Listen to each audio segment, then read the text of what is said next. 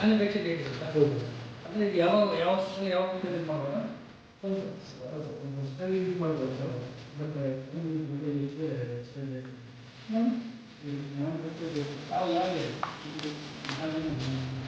ಇದು 40 kg ಬ್ಯಾಗ?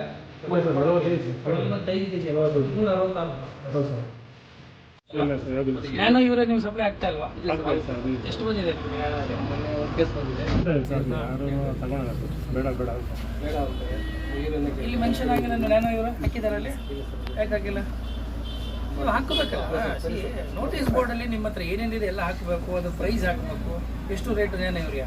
400 ರೂಪಾಯಿ. ಎಷ್ಟು ಇದ್ದಾಗ ಅವ್ರು ಬರ್ತಾರೆ, ಯೂರಿಯಾ ಕೇಳ್ಕೊಂಡು ಬರ್ತಿದ್ದಾರೆ. ಯೂರಿಯಾಗೆ ನೀವು ನೋ ಸ್ಟಾಕ್ ಕೊಟ್ಟಿದ್ದೀರಿ, ನೋ ಸೇಲ್ ಕೊಟ್ಟಿದ್ದೀರಿ, ಆಯಿತಾ? ಆಯಿತು, ಓಕೆ. ಈಗ ಅವ್ರ ಹತ್ರ ಯೂರಿಯಾ ಇದೆ, ನ್ಯಾನೋ ಯೂರಿಯಾ ಕೂಡ ಇದೆ. ಆಲ್ಟರ್ನೇಟಿವ್ ಆಗಿ ನೀವು ನ್ಯಾನೋ ಯೂರಿಯಾನ ಪ್ರಮೋಟ್ ಮಾಡಿ. What ever it is promote ಮಾಡಿ. ನೀವೊಂದು ಬೋರ್ಡು ಹಾಕಿಲ್ಲ, ನಿಮ್ಮ ಇಲಾಖೆಯವರು ಯಾರು ಒಂದು ಬೋರ್ಡ್ ಹಾಕಿದ್ದೀರಿ ಇಲ್ಲಿ? ಎಲ್ಲಿದೆ ಅವ್ರದ್ದು ಕಂಪ್ಲೇಂಟ್? ಎಲ್ಲಿದೆ ನೋಡಿ. You have to do that. ನಾವು ಹೋದ ವರ್ಷ ಬಿಟ್ಟುಬಿಡಿ, ಆಲ್ಟರ್ನೇಟಿವ್ ಬಯೋ ಫರ್ಟಿಲೈಸರ್ ಯೂಸ್ ಮಾಡಿ ಅಂತ ಒಂದು ಬೋರ್ಡ್ ಎಲ್ಲ ಹಾಕಿದ್ದೀರಿ. ನಿಮ್ಮ ಸರ್ ನಿಮ್ಮ ನಾಟ್ ಅನ್ ಇಶ್ಯೂ. ದಿಸ್ ಇದು ಮಾಡಬೇಕು, ರೈತರು ಸಭೆ ಕರೀಬೇಕು, ಮಾತಾಡಬೇಕು, ನೀವು ತಗೋಬೇಕು. ಇಲ್ಲಿ ನಿಮ್ಮ ಸ್ಟಾಕ್ ರಿಜಿಸ್ಟರ್ ತಗೊಳ್ಳಿ.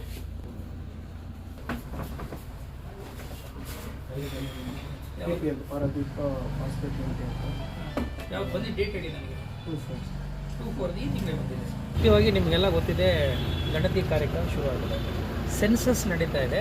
ಅಂದರೆ ಸೆನ್ಸಸ್ ಹೇಗೆ ನಡೀತಾ ಇದೆ ಕ್ಷೇತ್ರದಲ್ಲಿ, ಫೀಲ್ಡಲ್ಲಿ ಅನ್ನೋದನ್ನ ಪರಿಶೀಲನೆ ಮಾಡಬೇಕಾಗಿ. ಆ ಕಾರಣಕ್ಕಾಗಿ ಒಂದೆರಡು ಜಾಗಗಳಿಗೆ ಹೋಗಿದೆ.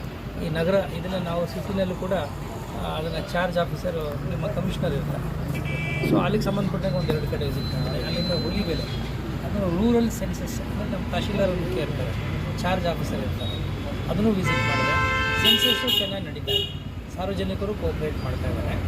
ಏಕೆಂದರೆ ಅದು 19ರಿಂದ ಪ್ರಾರಂಭ ಆಗಿದೆ. ಅಂದರೆ 16ರಿಂದ ಪ್ರಾರಂಭ ಆಗಿ 3 ದಿನ ನಂಬರಿಂಗ್ ಮಾಡಿದ್ದಾರೆ. ಆಮೇಲೆ 19ನೇ ತಾರೀಕಿಂದ ರೆಗ್ಯುಲರ್ ಆಗಿ ಮನೆಗೆ ಹೋಗಿ ಅವ್ರ ಜೊತೆ ಕೂತು ಸುಮಾರು 33 ಪ್ರಶ್ನೆಗಳು ಕೇಳಿದ್ರು. ಆ 33 ಪ್ರಶ್ನೆಗಳಿಗೂ ಉತ್ತರ ಕೊಡಬೇಕು. ಸಾರ್ವಜನಿಕರು ಚೆನ್ನಾಗಿ ಸ್ಪಂದಿಸ್ತಾ ಇದ್ದಾರೆ. ನಮ್ಮ ಅಧಿಕಾರಿಗಳು ಕೂಡ ಫೀಲ್ಡಲ್ಲಿದ್ದಾರೆ. ಅವ್ರ ಭಾವನೆ ನೋಡಬೇಕಲ್ಲ, ಬಿಸಿಲಲ್ಲಿ ಹೆಂಗಿದ್ದಾರೆ, ಏನು ಕೆಲಸ ಮಾಡ್ತಾರೆ ಇಲ್ವ ಅಂತ ನಾನು ನೋಡ್ತಾರೆ. ಅದ್ರ ಜೊತೆಯಲ್ಲಿ ನಿಮಗೆ ಗೊತ್ತಿದೆ, ಈಗ ಭಾಳ ಬೇಸಿಗೆ ಜಾಸ್ತಿ ಆಗ್ತಾ ಇದೆ. ಕುಡಿಯೋ ನೀರಿಗೆ ಸಾಕಷ್ಟು ಕ್ರಮಗಳು ತಗೊಂಡಿದ್ದೀವಿ, ಎಲ್ಲೂ ಸಮಸ್ಯೆ ಆಗಬಾರ್ದು ಅಂತ ಹೇಳಿ. ಹಾಗಾಗಿ ಉಲಿಬೆಲೆ ಅದು ಗ್ರಾಮ ಪಂಚಾಯತಿ ಆದರೂ ಕೂಡ ಅಲ್ಲಿ ಕುಡಿಯೋ ನೀರಿಗೆ ಸಮಸ್ಯೆ ಇದೆ. ಅವರಿಗೆ ಕುಡಿಯೋ ನೀರು ಪಕ್ಕದ ಚಿಕ್ಕ ಹೊಸಳ್ಳಿ ಏನೋ ಇದೆಯಲ್ಲ, ಅಲ್ಲಿಂದ ಪೈಪ್ ಲೈನಿಂದ ಕೊಡ್ತಾಯಿದ್ದೀವಿ. ಆಮೇಲೆ RO ಪ್ಲ್ಯಾಂಟ್ ಅದನ್ನು ವಿಸಿಟ್ ಮಾಡಿದ್ದೀನಿ. ಅದು ಕರೆಕ್ಟಾಗಿ ವರ್ಕ್ ಆಗ್ತಾ ಇದೆ ಇಲ್ವೋ.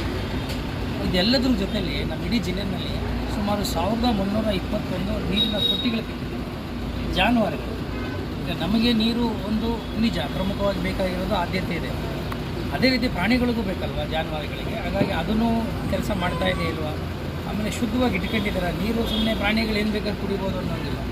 ಅದನ್ನು ವಿಚಾರ ಮಾಡಿ ನೋಡ್ಕೊಂಡು ಆಮೇಲೆ ಬೂದಿಕೋಟೆ, ಆ ಬೂದಿಕೋಟೆ ಏರಿಯಾದಲ್ಲಿ ಹೋಗಬೇಕಾಗಿತ್ತು. ಈಗ ಅಲ್ಲೂ ಸೆನ್ಸಸ್ ಚೆನ್ನಾಗಿ ನಡೀತಾ ಇದೆ.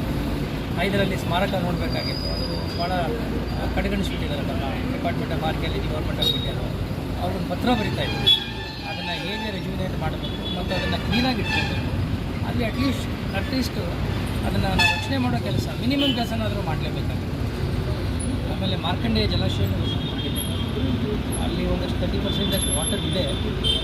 ಸ್ಕೀಮಿಗೆ ನಿಂತೋಗಿರೋದ್ರಿಂದ ಅದ್ರ ಬಗ್ಗೆ ನಾನು ಇಂಜಿನಿಯರ್ ಜೊತೆ ಮಾತಾಡಿ ಅದರ ಹೆಚ್ಚು ಮಾಹಿತಿ ತಗೋಬೇಕು. ಫೀಸಿಬಿಲಿಟಿ ಇದೆಯಾ ಇಲ್ವಾ, ನೀರನ್ನು ಬಳಸೋಕ್ಕೆ ಸಾಧ್ಯ ಇದೆ ಇಲ್ವಾ. ಸದ್ಯಕ್ಕಂತೂ ಅದು ನನಗೆ ಏನು ಕಾಣಿಸ್ತಾ ಇಲ್ಲ. ಭಾಳ ಹಳೆಯ ಮೈಸೂರು ಮಹಾರಾಜರ ಕಾಲದಲ್ಲಿ ನಿರ್ಮಾಣ ಆಗಿರ್ತಕ್ಕಂಥ ಜಲಾಶಯ. ಇದು ಯಾಕೆ ಅಂತಂದರೆ ರೈತರಿಗೆ ಗೊಬ್ಬರ ಹೆಚ್ಚಾಗಿ ರೈತರಿಗೆ ಏನಾಗೋಗಿದೆ, ವಿಶೇಷವಾಗಿ ಈ ರಾಸಾಯನಿಕ ಗೊಬ್ಬರಗಳ ಮೇಲೆ ಅವರ ಅವಲಂಬನೆ ಜಾಸ್ತಿ.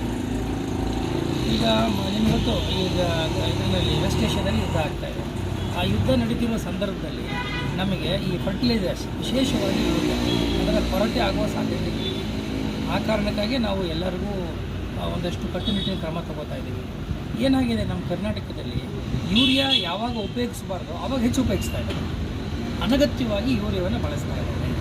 ಇಡೀ ದೇಶದಲ್ಲಿ ಕರ್ನಾಟಕ ರಾಜ್ಯದ ರೈತರು ಅಥವಾ ಕರ್ನಾಟಕ ರಾಜ್ಯದಲ್ಲಿ ಯೂರಿಯಾ ಹೆಚ್ಚು ಬಳಕೆ ಆಗ್ತಾ ಇದೆ. ಯಾವಾಗ ಬಳಸಬೇಕೋ ಆವಾಗ ಬಳಸಿ, ಬೇರೆ ರಾಜ್ಯದಲ್ಲಿ ಇಲ್ಲದಿರುವಂಥ ಬಳಕೆ ಇಲ್ಲಿ ಜಾಸ್ತಿ ಆಗ್ತಾ ಇದೆ. ಅದಕ್ಕೆ ಈಗ ಅವೆಲ್ಲ ಸ್ವಲ್ಪ ಯೂರಿಯಾ ಅದು ಯಾವುದೇ ಬ್ಲ್ಯಾಕ್ ಮಾರ್ಕೆಟ್ ಕಾಳಸಂತೆಯಲ್ಲಿ ಮಾರಾಟ ಆಗಬಾರ್ದು. ಆಮೇಲೆ ನಮ್ಮ ರೈತರು ಕೂಡ ಅದನ್ನು ಹೆಚ್ಚು ಅನವಶ್ಯಕವಾಗಿ ಉಪಯೋಗಿಸಬಾರ್ದು. ಆ ಕಾರಣಕ್ಕಾಗಿ ಒಂದೆರಡು ಹೋಲ್ಸೇಲ್ ಅಂಗಡಿಗಳನ್ನ ಟೆಸ್ಟ್ ಮಾಡಿಬಿಟ್ರೆ ನಮ್ಮ ಸಮಾಧಾನ ಇರ್ತದೆ. ನಮ್ಮ ಕೃಷಿ ಇಲಾಖೆಯವರು ವಿಜಿಲೆನ್ಸ್ ಡಿಪಾರ್ಟ್ಮೆಂಟ್ ಅವರೆಲ್ಲರೂ ಮಾಡ್ತಾ ಇದ್ದಾರೆ, ಪರಿಶೀಲನೆ ಮಾಡ್ತಾ ಇದ್ದಾರೆ. ಬಟ್ ನನಗೆ ಆಯ್ತಾ ನಾನೇ ಒಂದು ಸರಿ ಹೋಗ್ಬೇಡ ಫೀಲ್ಡಲ್ಲಿ ನೋಡೋಣ. ಆಮೇಲೆ ಮುಖ್ಯವಾಗಿ ರೈತರು ನಾವೇನು ಹೇಳ್ತಾ ಇದ್ದೀವಿ ಅಂದರೆ ಪರ್ಯಾಯವಾದ ಗೊಬ್ಬರಗಳನ್ನು ಬಳಸಿ. ಆಯಿತು, ಯೂರಿಯಾ ಯಾಕೆ ಯೂರಿಯಾ ಮೇಲೆ ಹೆಚ್ಚು ಅವಲಂಬನೆ ಇದೆ ಅಂದರೆ ಅದು ತುಂಬ ಸಬ್ಸಿಡಿ ರೇಟಲ್ಲಿ ಕೊಡ್ತಾ ಇದೆ. 40-45 kg ಬ್ಯಾಗನ್ನು 250-260 ರೂಪಾಯಿ ಕೊಡ್ತಾರೆ. ಅದೇ ಕಾಂಪ್ಲೆಕ್ಸ್ಗಳ ರೇಟ್ ಜಾಸ್ತಿ, ಅವರು ಬಳಸೋದಿಲ್ಲ. ನಮ್ಮ ರೈತರಿಗೆ ಆ ಯೂರಿಯಾನೇ ಬೇಕು, ಬೆಳ್ಳಿಗೆ ಇರ್ತದೆ, ಅದನ್ನು ತಗೊಬಂದು ಹಾಕ್ಕೊಡ್ಬೇಕು, ಭಾಳ ಬೇಗ ಅವರಿಗೆ ಫಲ ಬೇಕು ಅಂತ, ಇಳುವರಿ ಬೇಕು ಅಂತ. ಅದಕ್ಕೆ ಈಗ ನ್ಯಾನೋ ಯೂರಿಯಾ ಅಂತ ಬಳಸಿ ಅಂತ ನಾವು ಹೆಚ್ಚಾಗಿ ಪ್ರಮೋಟ್ ಮಾಡ್ತಾ ಇದ್ದೀವಿ. ಜೈವಿಕ ಗೊಬ್ಬರಗಳು ಬಳಸಿ, ಕೊಟ್ಟಿಗೆ ಗೊಬ್ಬರಗಳು ಬಳಸಿ, ಎಲೆ ಗೊಬ್ಬರ ಬಳಸಿ, ಅಥವಾ ನಮ್ಮ ಎರೆಹುಳ ಗೊಬ್ಬರ ಬಳಸಿ ಪಾರಂಪರಿಕವಾಗಿ ಮಾಡ್ಕೊಂಡು ಬಂದಿದ್ದೀವಿ. ರೈತರು ಸ್ವಲ್ಪ ಆ ಕಡೆಗೂ ಒಲವು ತೋರಿಸಿದರೆ ಇದ್ರ ಮೇಲೆ ಇರ್ತಕ್ಕಂಥ ಡಿಪೆಂಡೆನ್ಸಿ ಕಡಿಮೆ. ಸೊ ಈಗ ನಾನು ಬಂದು ನೋಡಿದೆ, ಇಲ್ಲಿ ನಾವು ಈಗ ನೋ ಸೇಲ್ಸ್ ಅದು ಸ್ಟಾಪ್ ಮಾಡಿ ಅಂತ ಹೇಳಿದ್ದಾರೆ, ಮಾಡಬಾರ್ದು ಸದ್ಯಕ್ಕೆ. ಈ ಸೀಸನಲ್ಲಿ ನಾವು ಯೂರಿಯಾ ಕೊಡೋದು ಬೇಡ ಅಂತೇಳಿ ಅವರು ಕೂಡ ಮೇಂಟೈನ್ ಮಾಡ್ತಾ ಇದ್ದಾರೆ.